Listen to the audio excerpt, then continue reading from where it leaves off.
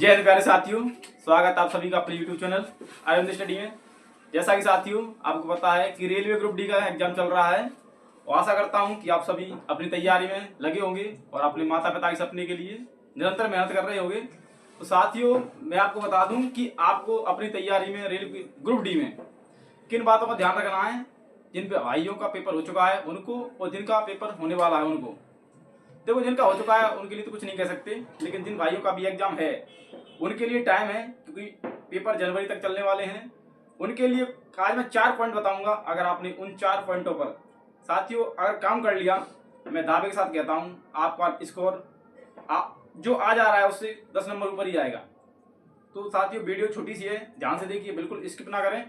4 पॉइंटों बात करते हैं। सबसे पहला पॉइंट कि एग्जाम देते समय क्या सावधानी रखनी है। सबसे पहले आपको एग्जाम सेंटर में जाना है और क्या लेके जाना है। सबसे पहले आपको 2 फोटो लेके जानी है, एडमिट कार्ड, एक आईडी प्रूफ। आईडी प्रूफ में ज्यादातर लड़के क्या कर रहे हैं कि आधार कार्ड लेके जा रहे हैं। आधार कार्ड में क्या रहता है कि आप लेके तो जा रहे हैं, कभी कभी आप बायोमेट्रिक अनलॉक कराना भूल जाते हैं, जिसके चलते आपको क्या है कि वहाँ परेशानी आ जाती है। फिंगरप्रिंट जैसे आप लगाओगे तो आपका वहाँ फिंगरप्रिंट अनलॉक नहीं होता, तो वहाँ दिक्कत आती है, आपको अंदर नहीं जाने दिया जाता है। तो साथियों क्या करना है कि आपको एडमिट कार्ड के साथ, आधार कार्ड के साथ एक आईडी प्रूफ जैसे कि आधार कार्ड है, उसके अलावा आपका बैंक का पासबुक है, ड्राइविंग लाइसेंस है, वोटर आईडी कार्ड है, इनमें से कोई भी एक ले जाओ, आपका काम हो जाएगा। अब बात करते हैं दूसरा पॉइंट कि साथियों आपको एग्जाम में क्या गलती नहीं करनी।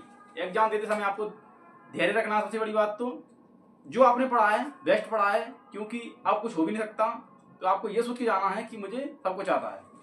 दूसरा पॉइंट, आपको एग्जाम 1 से लेकर 100 तक 2 बार पहुंचना है कम से कम। किसी भी क्वेश्चन में अगर आपको लग रहा है कि मुझे तुरंत आ रहा है, फर्स्ट बार वही क्वेश्चन करने हैं। बाकी अगर आप एक बार किसी में उलझ गए तो आप उलझे रह जाओगे, आपका समय खत्म हो जाएगा, क्योंकि आपको पता है समय की बहुत बड़ी वैल्यू है। कुछ क्वेश्चन ऐसे रहते हैं जिनके चलते आपको क्या है कि आप अगर अटक गए अपने ईगो के चक्कर में, तो आप पूरा समय बर्बाद उसी में कर देते हो। आगे का आपने अक्सर देखा हो कि लास्ट में जाते जाते क्वेश्चन ईजी होने लगते हैं। 100 तक मैंने जब भी एग्जाम दिया है, क्वेश्चन इजी टाइप के आते हैं, जिनके चलते हम उनको छोड़ देते हैं, मोस्ट में जो ये कठिन रहता है उसमें अटक जाते हैं। दूसरा पॉइंट, आपको अभी क्या फोकस करना है। टाइम है तो आपको साथियों मैथ तो तुम्हें पता ही है, नॉर्मल आता है इसमें, ग्रुप डी में हमेशा से आता रहा है। और रीजनिंग इसमें थोड़ी सी मॉडरेट टाइप की आ रही है। तो आपको क्या करना है कि एनटीपीसी के जो भी एग्जाम हुए थे उनकी रीजनिंग का आपको एनालिसिस करके जाना है साथियों, ग्रुप डी का नहीं। एनटीपीसी का जो लेटेस्ट एग्जाम हुए थे उनका आपको एनालिसिस करके जाना है, वही रीजनिंग आपको वहां देखने को मिलेगी। तीसरा पॉइंट, जीएस। तो जीएस में साथियों साइंस की बात करें सबसे पहले, तो साइंस में आपको लड़के क्या कर रहे हैं कि बायोलॉजी पढ़ लिया, फिजिक्स पढ़ लिया, केमिस्ट्री पढ़ लिया, नहीं, अभी ये चीजें आना बंद हो चुकी हैं।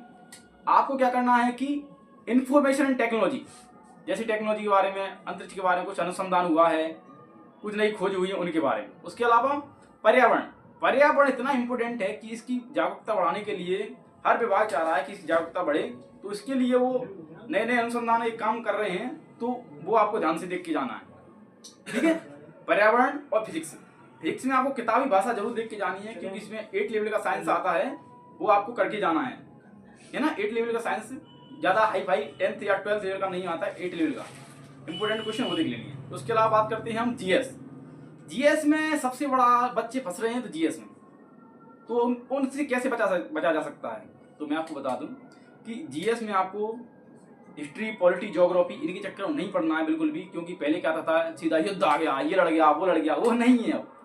तो आपको ध्यान देके जाना है कि अभी करंट अफेयर 2025 और आधा 24, उसमें जो भी इंपोर्टेंट काम हुए, जैसे मान के चलिए किसी का दिवस मनाया गया, किसी महान व्यक्ति का, तो उस महान व्यक्ति के दिवस को लेकर उसकी पीछे की जो हिस्ट्री है वो आपसे पूछी जा सकती है।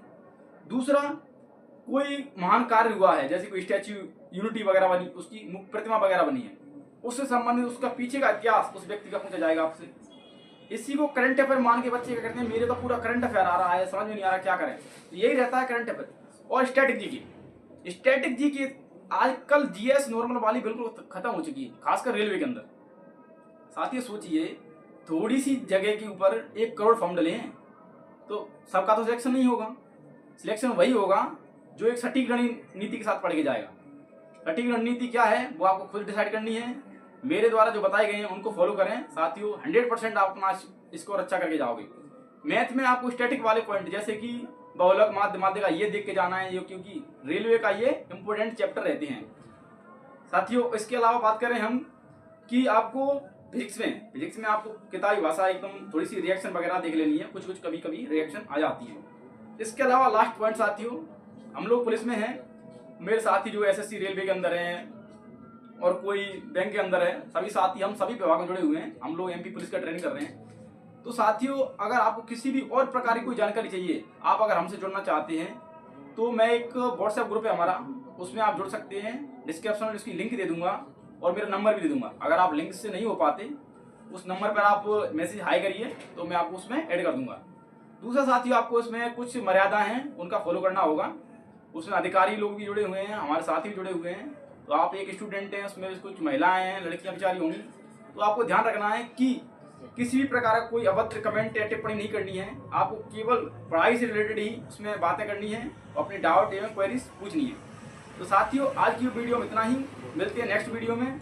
अपना ख्याल रखिए और अपनी तैयारी को जारी रखिए, क्योंकि साथियों एक बार समय निकल गया दोबारा नहीं आएगा। जय हिंद, जय भारत, वंदे मातरम।